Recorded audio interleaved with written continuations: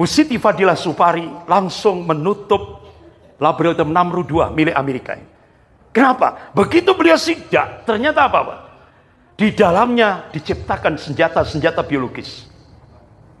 Itu beliau bayangkan kalau itu disuntikkan di pipa PDM Jakarta, berapa juta manusia yang mati.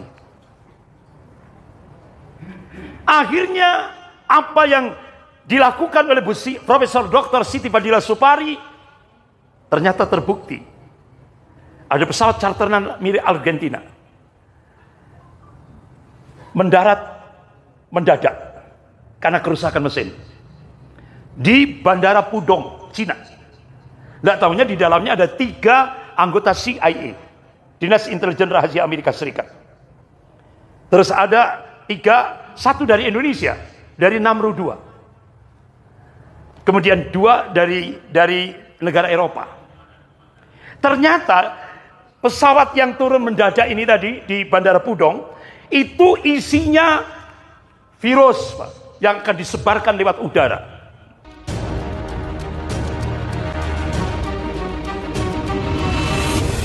Jadi rata-rata Yahudi keturunan Belanda dan Yahudi keturunan Irak. Mayoritas berada di Minahasa, Sulawesi Utara, Manado. Bahkan bapak-bapak, ibu-ibu bisa lihat ya, di Minahasa mereka bikin menorah besar sekali.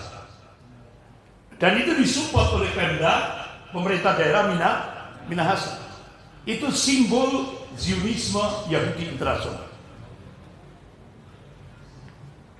Bahkan dari Minahasa itu minta supaya agama Yahudi diformalkan di Indonesia, diterima di Indonesia. Nah, jadi kan luar biasa. Bapak, ibu-ibu yang dimuliakan Allah. Nah, program rahasia yang ini sekarang kita nggak tahu, itu yang sering disebut dengan Codex Alimentarius. Artinya apa? Program membunuh umat Islam di Indonesia secara pelan-pelan. Itu dampaknya 50 tahun. Lewat apa? Makanan dan minuman. Itu namanya program Codex Alimentarius. Fluoride, MSG dan aspartam.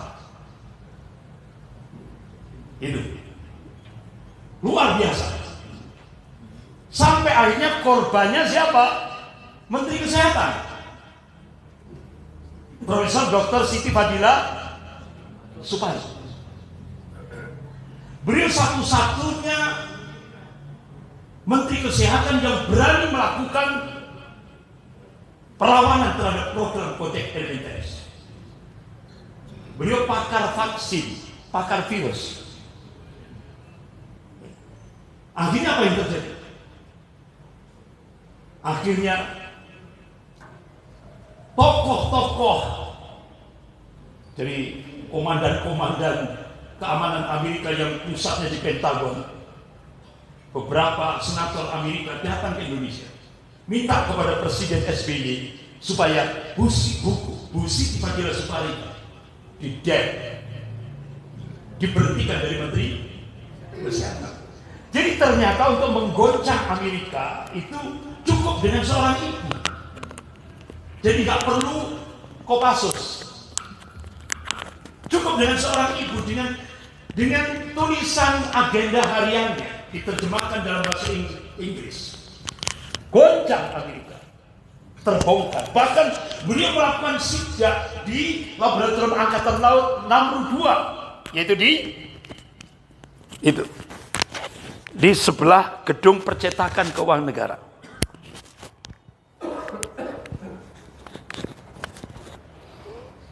Ini kalau wartawannya 10 gitu nanti. Bapak-bapak, ibu-ibu yang dimuliakan Allah. Ya. Jadi akhirnya bapak-bapak, Bu Siti Fadilah Supari langsung menutup laboratorium Namru 2 milik Amerika. Kenapa? Begitu beliau sidak, ternyata apa, Pak? Di dalamnya diciptakan senjata-senjata biologis. Itu beliau bayangkan kalau itu disuntikkan di pipa PDM Jakarta, berapa juta manusia yang mati. Akhirnya apa yang dilakukan oleh Profesor Dr. Siti Fadila Supari ternyata terbukti. Ada pesawat charteran milik Argentina mendadak karena kerusakan mesin di Bandara Pudong, Cina. Tidak tahunya di dalamnya ada 3 anggota CIA, Dinas Intelijen Rahasia Amerika Serikat. Terus ada 1 dari Indonesia, dari Namru 2. Kemudian 2 dari negara Eropa. Ternyata pesawat yang turun mendadak ini tadi di Bandara Pudong itu isinya virus, Pak, yang akan disebarkan lewat udara. Akan disebarkan di kawasan Afrika. Untuk apa? Membunuh orang Afrika. Ini. Jadi dampaknya itu besar, Pak. Proyek Codex Alimentarius ini. Itu dokter-dokter melakukan riset. Itu dampaknya itu 40 tahun setelah itu. Nah, akhirnya Dr. Gerrit Even, konferensi pers di Brussel, Belgia. Apa? Ternyata gerakan Codex Alimentarius itu bisa dilawan dengan Tibun Nabawi. Sehingga akhirnya Dr. Gerrit Even, itu tokohnya Zionis Yahudi di Brussel, Belgia, marah dia bahwa gerakan Tibun Nabawi itu teroris. Jadi kalau kita minum madu itu teroris. Kita minum habatus sauda teroris. Kita minum minyak zaitun teroris. Kita minum air zam-zam teroris. Kita bekam syar'i teroris. Itu, Pak. Oleh karena itu, Bapak-bapak, Ibu-ibu yang dimuliakan Allah, Profesor Dr. Siti Fadila Supari baru saja saya undang ke Malang. Ditanya oleh jamaah, Bu, bagaimana tentang vaksin? Saya menolak. Coba, mantan Menteri Kesehatan, beliau tolak vaksin. Kenapa? Itu berbahaya bagi tubuh kita. Allah sudah ciptakan imun, itu sudah ciptaan Allah, jangan diganggu. Itu. Nah, bagaimana, Bu, yang sudah terlanjur sampai vaksin apa booster dan sebagainya itu? Ya kan? Bagaimana kalau yang sudah terlanjur? Apa sarannya, Bu Profesor Dr. Siti Fadila Supari? Seminggu yang lalu saya undang di Malang. Tibun Nabawi. Minum madu. Minum habatus sauda. Minyak zaitun. Air zam-zam. Bekam syar'i. Insya Allah itu akan jadi penetral dari vaksin yang sudah dimasukkan ke tubuh kita. Itu sudah. Itu kuncinya. Dan ke depan ini akan terjadi lagi virus-virus baru yang akan disebarkan di Indonesia. Karena ini program depopulasi. Bahkan puncaknya nanti kita akan dipasang chip.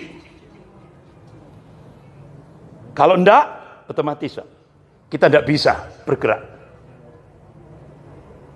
Ini jahatnya Yahudi. Ini yang jahatnya Yahudi.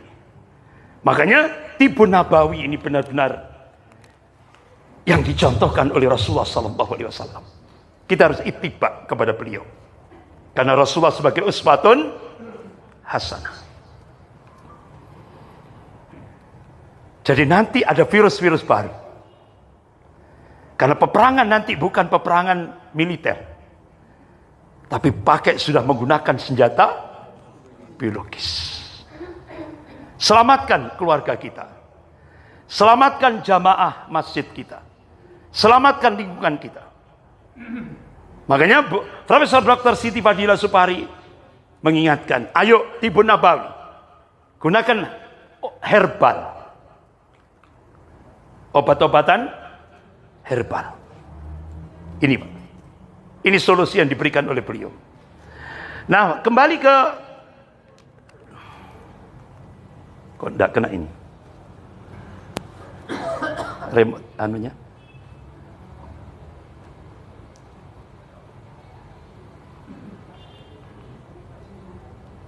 Double itu. Satu saja. Ya, yang satu dihapus. Nah, ya, klik.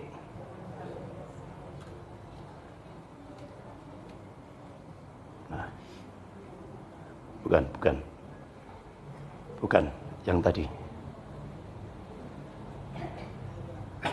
Bukan, hapus. Ini dihapus aja.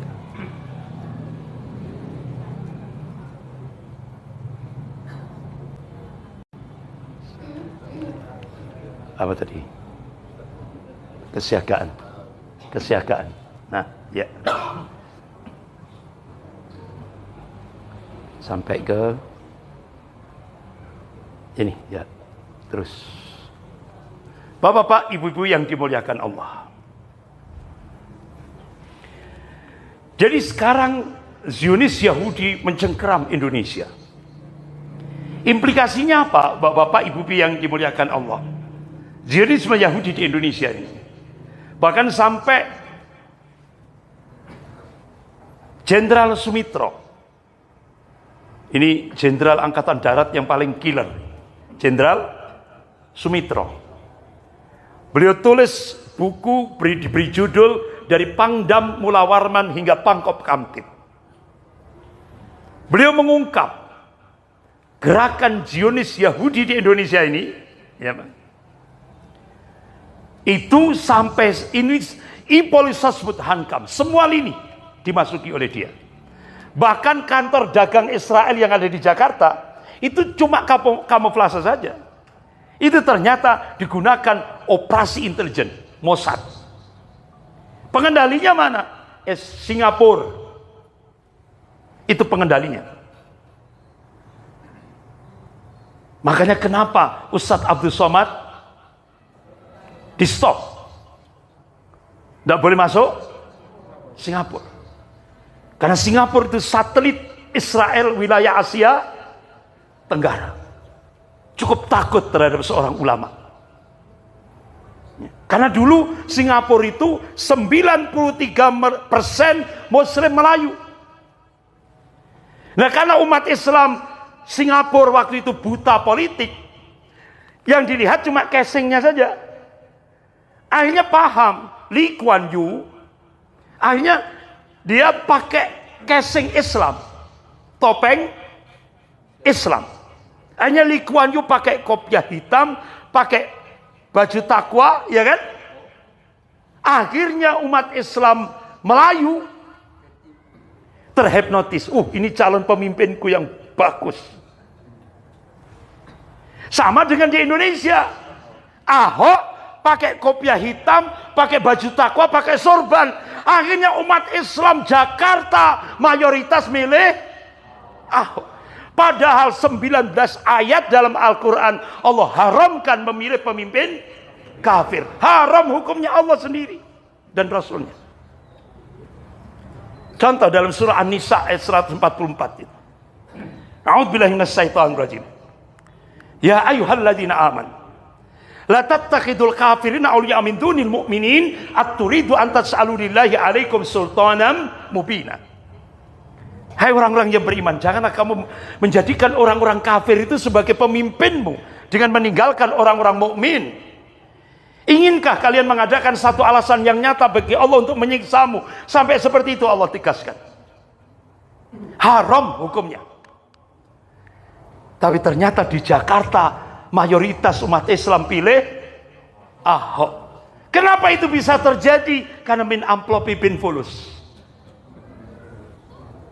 Ini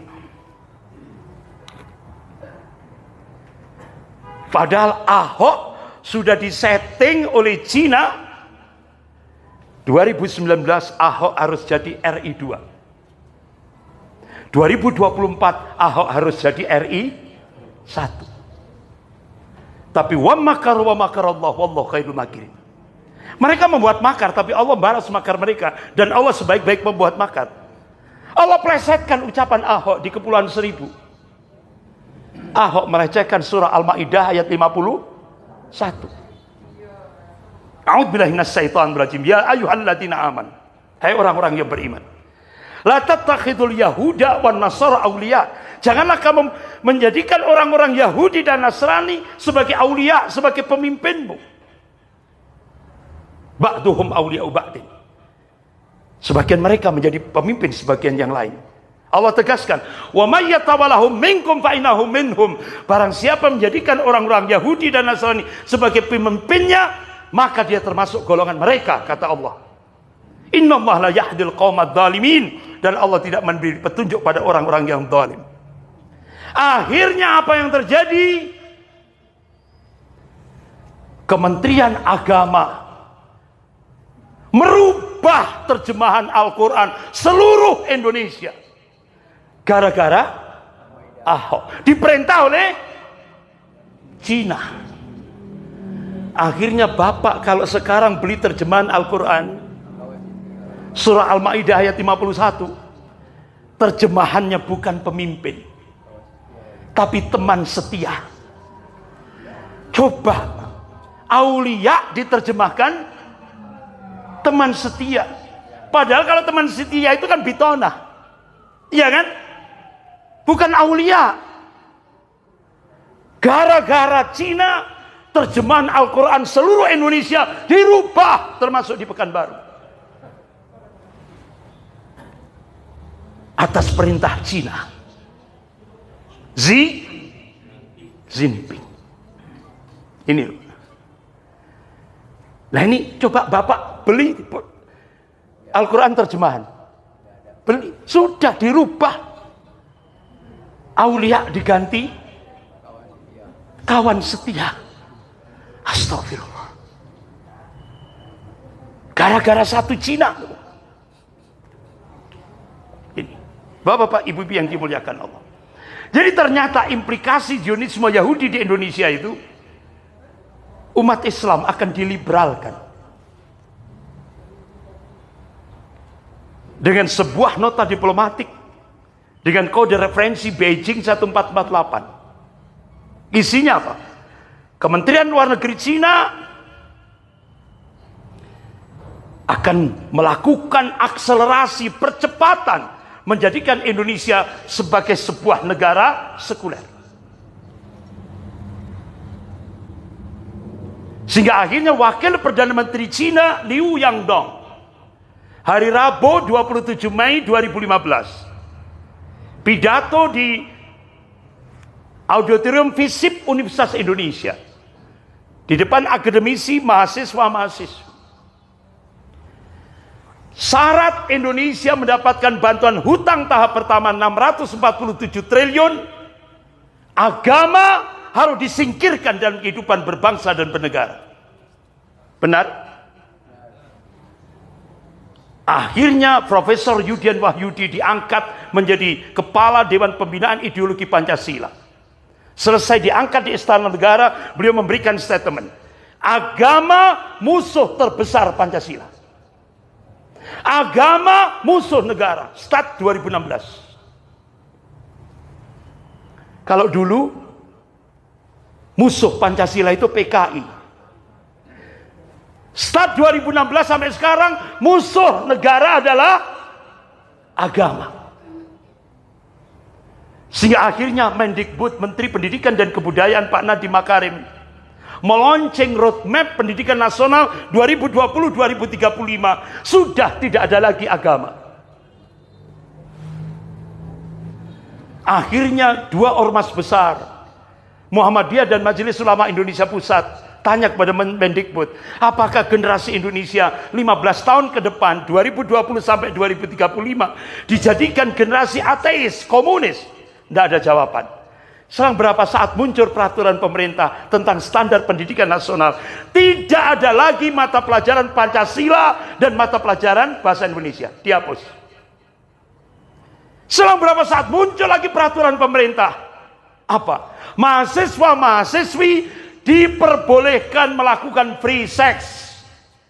tanpa ikatan pernikahan. Ini resmi negara untuk melaksanakan gerakan sekulerisme. Ini Bapak-bapak, ibu-ibu yang dimuliakan Allah, ujung-ujungnya ideologi Pancasila akan diganti komunis.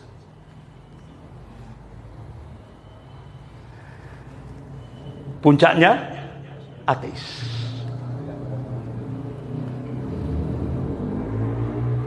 Astagfirullah. Begitu saya dipanggil mantan Panglima TNI, ngeri Pak. Nangis saya. Gimana nanti anak cucu kita? Dan tidak akan saya sampaikan di publik. Saya dengarkan sendiri apa yang disampaikan oleh Bapak Jenderal Purnawirawan Gatot Nurmantio. Ngeri Pak kita. Oleh karena itu ayo umat Islam bangkit. Bersatu. Jangan mudah diadu domba. Bangun ukhuwah. Insya Allah Allah selamatkan. Ini. Kita sekarang dikuasai oleh elit Cina. Partai Komunis Cina, Triad dan Taipan Hong Kong. Ini adalah bagian dari Illuminati, Zionisme Yahudi Internasional. Duet maut Cina dan Yahudi. Karena Cina punya program One Belt One Road. Ini alat penjajahan baru Cina hampir pada 65 negara termasuk Indonesia. Kawasan ASEAN yang menolak penjajahan Cina mana? Malaysia. Dr. Mahathir Muhammad langsung tegas bongkar jalan-jalan tol itu, boyong kembali ke Cina. Dan kami tidak mengakui perjanjian hutang dengan Cina, karena Perdana Menteri yang dulu tidak ada persetujuan dengan parlemen. Itu benar-benar ilegal. Berbeda dengan Indonesia. Indonesia ahlan wa sahlan bi hudurikum.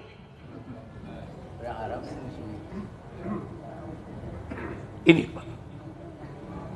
Bapak-bapak, ibu yang dimuliakan Allah. Inilah strategi Cina yang sekarang yang dilakukan untuk Indonesia, one country and two system. Satu negara tapi dua sistem. Elaborasi ideologi sosialis komunisme dan sekuler kapitalisme. Ini digunakan dengan di backup oleh militer Cina, yaitu tentara merah. Makanya mantan gubernur DKI Pak Sutioso, Jenderal Sutioso, yang dulu mantan kepala BIN Badan Intelijen Negara,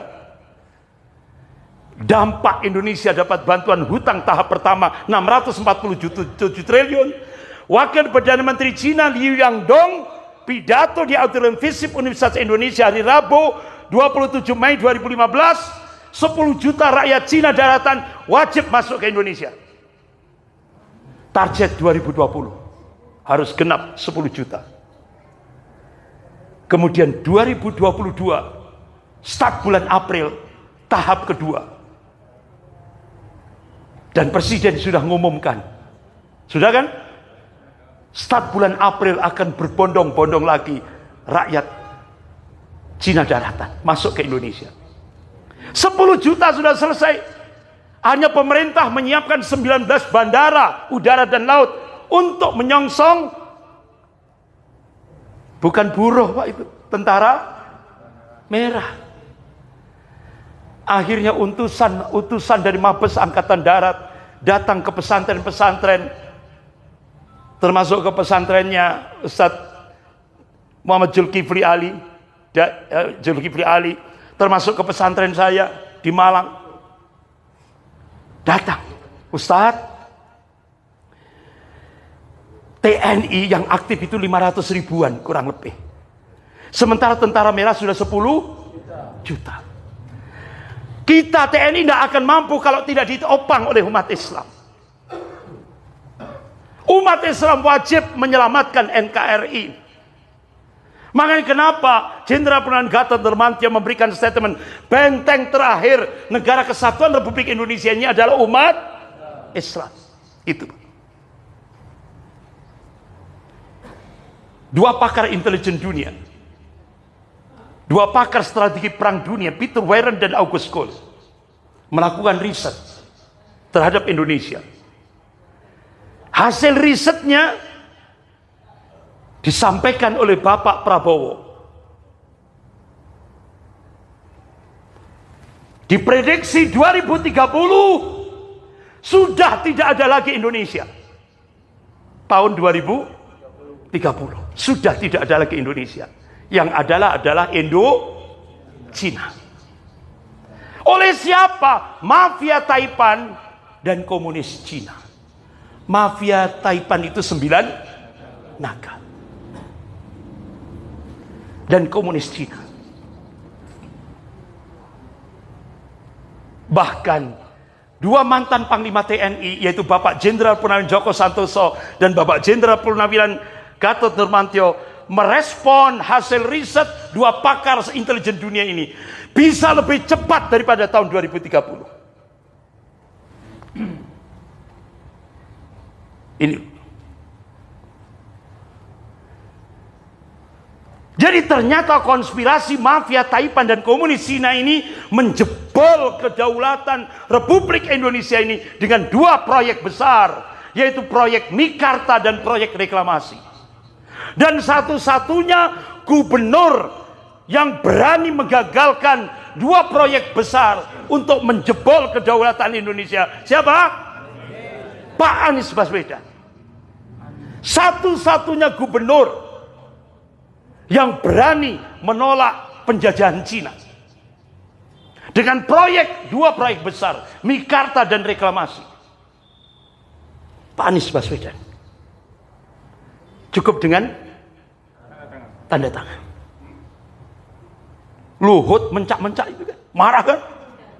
Luhut marah, tapi Pak Anies Baswedan tenang saja, elegan beliau, tenang. Tidak ada rasa gelisah, tenang. Luhut marah sampai melotot matanya. Tapi beliau punya power sebagai gubernur, punya power, punya kekuasaan.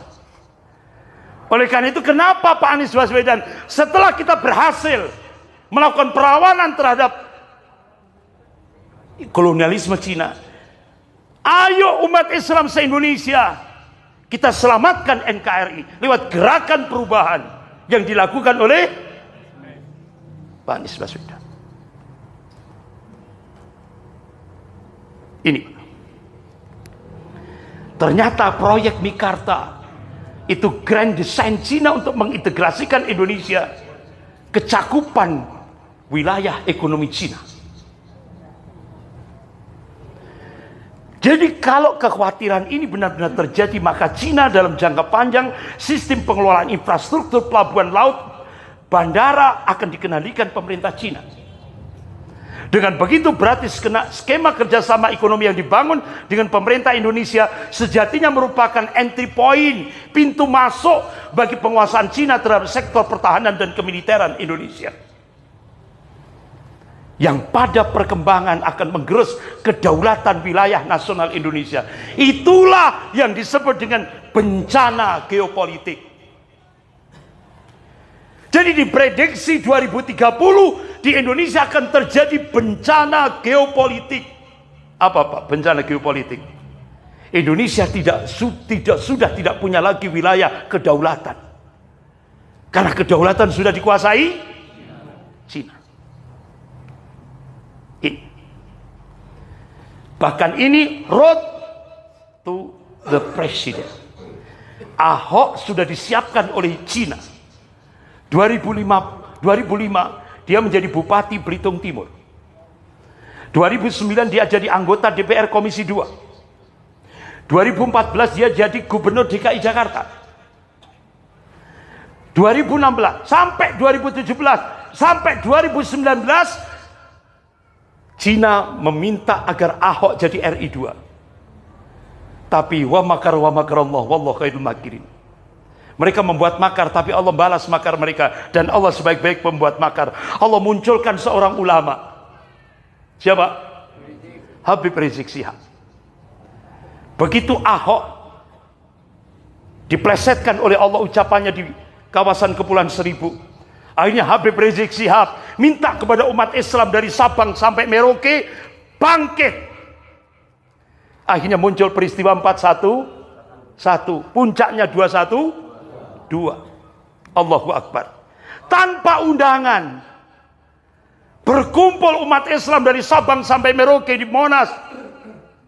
13.500.000 orang tanpa undangan. Allahu Akbar.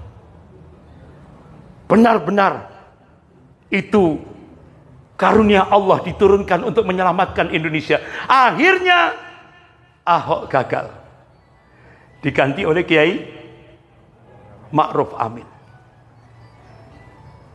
Ini. Tapi Cina ingin berusaha 2024 Ahok jadi RI 1. Tapi ternyata Menko Polhukam Pak Mahfud MD sudah memberikan statement, Ahok sudah tidak boleh lagi menjadi pejabat. Walaupun sekarang jadi komisaris Pertamina. Ahok sudah tidak boleh lagi jadi menteri, jadi tidak boleh. Karena itu napi. Iya kan? Alhamdulillah sudah di-cut lewat Menko Polhukam, di-cut. Sehingga akhirnya apa yang diinginkan oleh 9 naga? Ada pertemuan di Pulau G. Ada 3 opsi yang diminta oleh 9 naga yang sudah menguasai Indonesia, yang sering kita sebut dengan oligarki. Jadi yang berkuasa di Indonesia itu oligarki. Apa oligarki itu, Pak? Cino. Itu oligarki. Bahasanya kan elegan, tapi sebenarnya ya Cino itu. Itu yang berkuasa di Indonesia. Di pertemuan di Pulau G minta 3 opsi. Opsi yang pertama, nambah kekuasaan 3 periode. Opsi yang kedua, penundaan pemilu. Opsi yang ketiga, presiden proksi. Masya Allah, benar-benar oligarki ini menguasai Indonesia. Akhirnya opsi yang pertama, digerakkan kepala desa seluruh Indonesia. Biayanya dari mana? Biayanya dari mana? Ngadirkan kepala desa seluruh Indonesia. Biaya pesawatnya, ongkos akomodasinya selama di Jakarta. Setelah kepala desa digerakkan, perawat desa seluruh Indonesia digerakkan lagi. Tujuannya untuk nambah 3 periode. Wa makar Allah wallahu khairul makirin. Allah ingatkan dalam surah Al-An'am ayat 129. A'udzubillahi minasyaitonir rajim. Wa kadzalika nuwalli ba'dadh dhalimina ba'dha bima kanu yaksibun. Yang demikian ini kata Allah, kami jadikan sebagian orang zalim dengan sebagian orang zalim saling ini. Allah benturkan. Sehingga akhirnya muncul isu Soekarno akan dihabisi. Sehingga geng yang zalim dengan geng yang zalim saling akhirnya gagal. Bude. Apa bude? Mak. Ya. Akhirnya langsung memberikan penegasan. Stop. Tidak boleh. Cukup 2 periode saja. Nah, qala mak. Ya kan? Akhirnya Mahkamah Konstitusi langsung melaksanakan keputusan mak. Kalau di Jawa bude.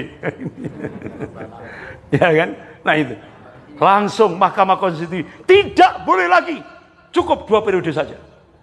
Nah ternyata ada lagi skenario jadi RI 2. Ya Allah, rakus sekali, Pak. Ragu sekali. Dilarang. Stop. Berarti opsi pertama gagal. Opsi kedua, penundaan pemilu.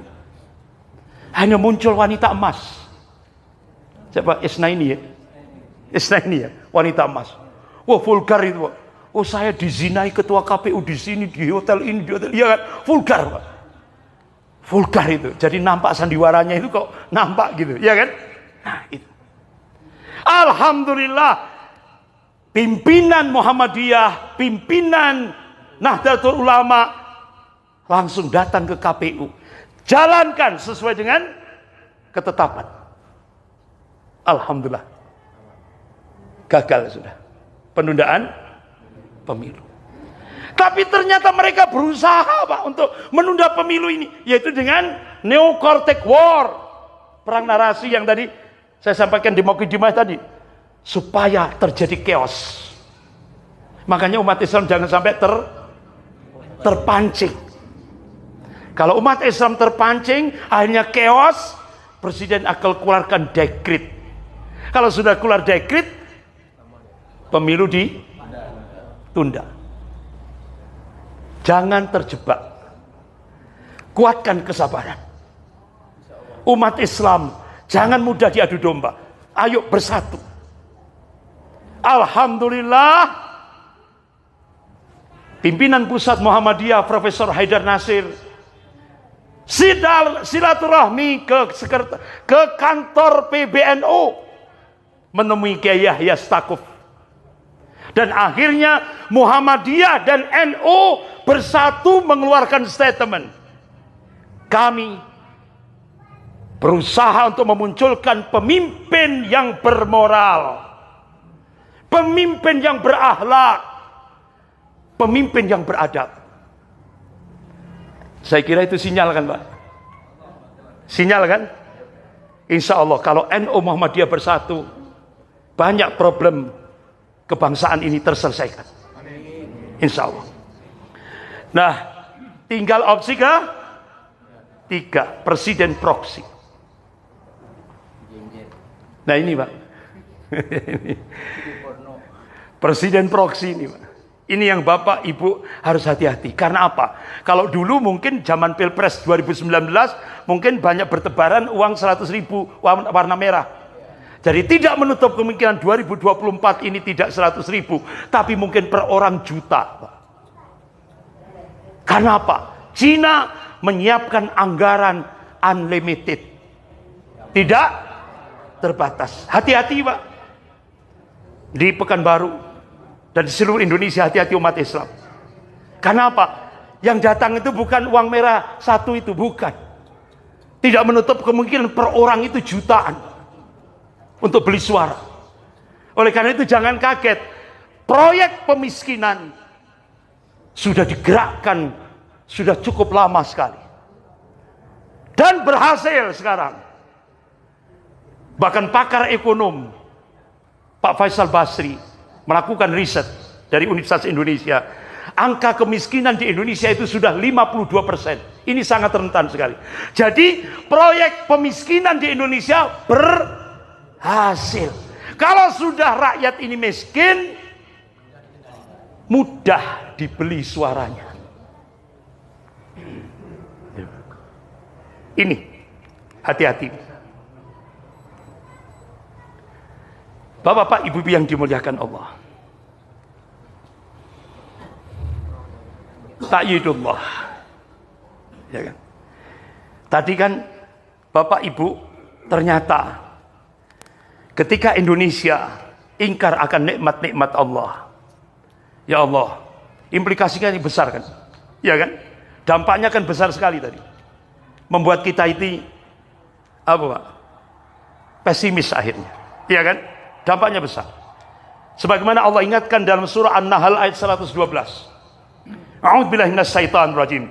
Wa daraballahu mathalan qaryatan kanat aminatan mutmainnah ya'tiha rizquha ragadan min kulli makan fakafarat bi an'amillah fadaqallahu libasal ju' wal khauf bima kanu yasnaun. Wa daraballahu mathalan qaryatan kanat aminatan mutmainnah ya'tiha rizquha ragadan min kulli makan. Allah memberikan perumpamaan akan sebuah negeri yang dulunya aman, tenang, tentram, rezekinya melimpah ruah dari segenap penjuru, dari segenap tempat. Ini kalau Indonesia, kalau di Jawa itu namanya Gemah Ripah Loh Jinawi. Indonesia itu, Pak. Tapi sayang kata Allah, fakafarat bi an'amillah. Tapi sayang penduduk negeri ini ingkar akan nikmat-nikmat Allah. Salah satu di antaranya agama dipinggirkan dalam kehidupan berbangsa dan bernegara. Akhirnya apa yang terjadi? Fadaqal libasal ju' wal khauf. Allah jadikan negeri ini miskin. Sudah terjadi? Sudah. Indonesia kaya raya sumber daya alamnya. Tapi Indonesia masuk 100 negara termiskin tingkat dunia. Kenapa? Hutangnya yang gede, Pak. Hutangnya yang besar. Jadi bukan terus akhirnya Indonesia masuk 100 negara termiskin itu terus akhirnya rakyatnya tidak punya rumah. Bukan. Tapi hutangnya. Sehingga sekarang ada bayi yang lahir.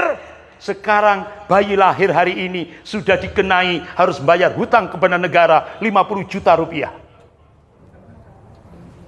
Bayi lahir sekarang itu sudah nanggung hutang kepada negara 50 juta rupiah. Yang hutang siapa? Yang hutang siapa? Yang bayar? Rakyat. Ini loh, Pak. Bapak-bapak, ibu-ibu yang dimuliakan Allah.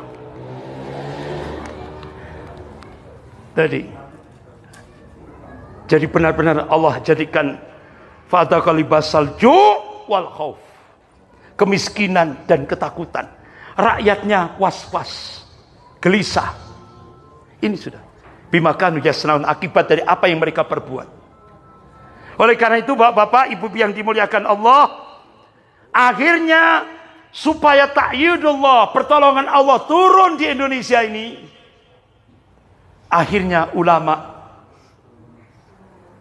menegakkan amar ma'ruf nahi mungkar yang dipimpin oleh Habib Rizik Syihab. Kenapa Habib Rizik Syihab membangkitkan umat Islam dari Sabang sampai Merauke? Tujuan beliau adalah amar ma'ruf nahi mungkar. Yang beliau takutkan, apa yang diingatkan oleh Rasulullah. Qala Rasulullah sallallahu alaihi wasallam, "Innallaha yaqulu lakum muru bil ma'ruf wa nahawna 'anil munkar qabla an fala ujibu lakum wa tas'aluni fala u'tikum fi fala ansurukum." Hai manusia, sesungguhnya Allah menyuruh kepada kamu, ajak manusia untuk berbuat yang ma'ruf, cegah dari yang mungkar. Supaya jangan sampai terjadi satu masa di mana kalian berdoa, Allah sudah tidak lagi mendengarkan doa kalian. Di mana kalian mohon pertolongan pada Allah, Allah sudah tidak lagi merespon permohonan kalian. Masa itu bisa terjadi bukan lantaran kita meninggalkan sholat, bukan lantaran kita meninggalkan puasa, tapi masa itu bisa terjadi kalau kita meninggalkan posisi duniawi kita, yaitu sebagai pengemban amar ma'ruf nahi mungkar. Akhirnya Habib Rizik Syihab membangkitkan umat Islam dari Sabang sampai Merauke. Inilah keberkahan ilahi. Seluruh dunia ini hanya ada di Indonesia tanpa undangan.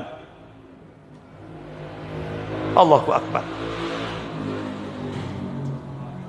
Nah, bapak-bapak, ibu-ibu yang dimuliakan Allah, tadi sudah saya sampaikan ini.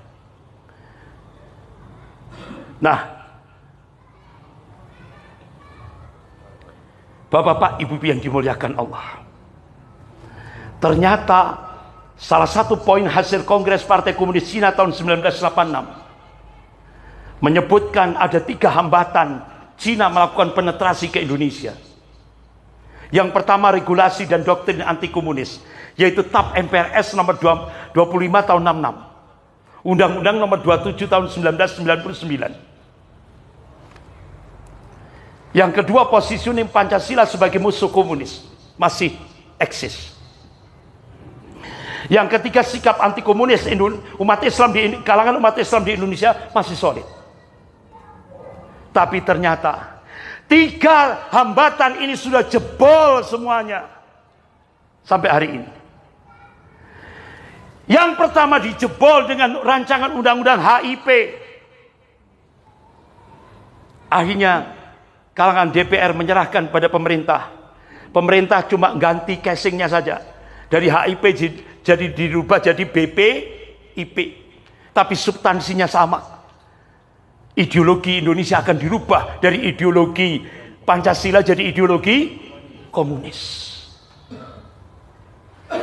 Hambatan yang kedua dijebol dengan undang-undang Omnibus Law. Sudah? Sudah. Jebol sudah. Hambatan yang ketiga, Cina menyiapkan 20 triliun untuk mengadu domba sesama umat Islam yang sekarang sedang bergerak. Bahkan saya ditelepon oleh ajudannya Kiai Haji Tijani, Pondok Pesantren Perenduan Madura. Tanya ke saya, gimana? Dari pusat sudah digerakkan satu mobil box. Isinya fulus. Nah, satu mobil box kalau warna merah triliun itu, Pak. Untuk melemahkan kekuatan umat Islam di Madura. Akhirnya saya diundang oleh beberapa tokoh-tokoh ulama, mulai dari Bangkalan, lewat cucunya Syekhona Khalil, dari Bangkalan, Pamekasan, Sampang sampai Sumeneb. Ustadz, ternyata sudah masuk itu satu mobil box. Ya Allah, lewat fulus untuk melemahkan umat Islam.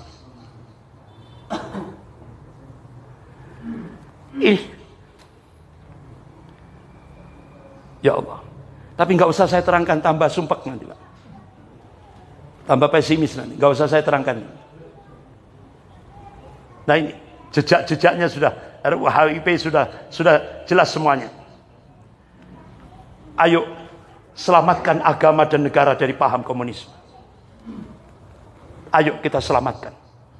Tadi kan sudah saya sampaikan, benteng terakhir negara kesatuan Republik Indonesia adalah umat Islam. Ayo selamatkan agama dan negara ini dari paham komunisme. Saya kira teknisnya kan sudah paham, Pak, ya. Gak usah saya terangkan. Itu benar-benar saya kira sinyalnya sudah jelas, ya kan? Ayo, jangan sampai umat Islam buta politik. Ayo melek politik. Kalau umat Islam di Indonesia termasuk di Pekanbaru buta politik, apa yang terjadi di Andalusia bisa terjadi di Indonesia. Ayo selamatkan agama dan negara dari paham komunisme. Insya Allah, Bapak-bapak, Ibu-ibu, supaya tidak sumpek, ya, supaya tidak pesimis, Allah ingatkan dalam surah Al-Imran ayat 139. A'udzubillahi minasyaitonir rajim. Wala tahinu wala tahzanu wa antumul a'launa in kuntum mu'minin. Jangan kamu pesimis.